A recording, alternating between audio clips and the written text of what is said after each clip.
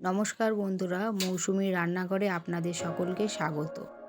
প্রথমেই আমি একটা বাটি নিয়েছি, এর মধ্যে 100 গ্রাম মতো টক দই নিয়েছি।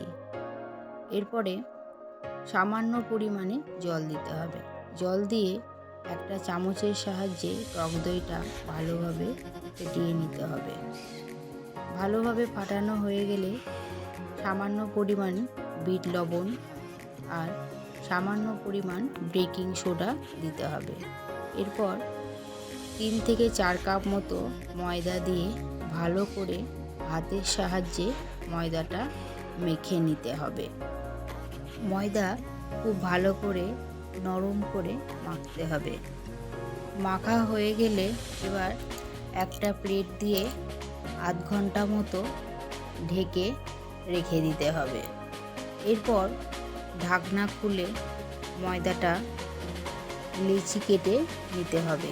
যেই রকমভাবে রুটি করা হয় সেই রকম করে লেচি কেটে রাখতে হবে। আপনারা আপনাদের সাইজ অনুযায়ী লেচি কাটবেন। এরপর বেলনার সাহায্যে রুটির মতো বেলে নিতে হবে। বেলার সময় সাদা তেল ব্যবহার করতে হবে। সমস্ত বেলা হয়ে গেলে আমি গ্যাস অন করে কড়াই বসিয়ে দিয়েছি। কড়াইয়ে পরিমাণ মতো তেল দিয়ে এবার একটা করে নানপুরি গরম তেলে ছেড়ে দিতে হবে।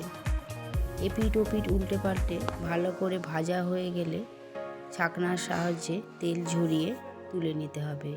এইভাবেই আমি প্রত্যেকটা নানপুরি ভেজে নিয়েছি। কোনো রকম ইস্ট ছাড়াই টক দই দিয়ে নরম তুলতুলে নানপুরি বাড়িতেই বানিয়ে ফেলা যায়। আমার বানানো নানপুরিগুলি নরম হয়েছিল। এইভাবেই বাড়িতে তৈরি করা যায় খুব সহজেই নানপুরি। এভাবেই আপনারা বাড়িতে তৈরি করে ফেলুন। ভালো লাগলে অবশ্যই চ্যানেলটিকে সাবস্ক্রাইব করে দেবেন। সকলেই ভালো থাকুন।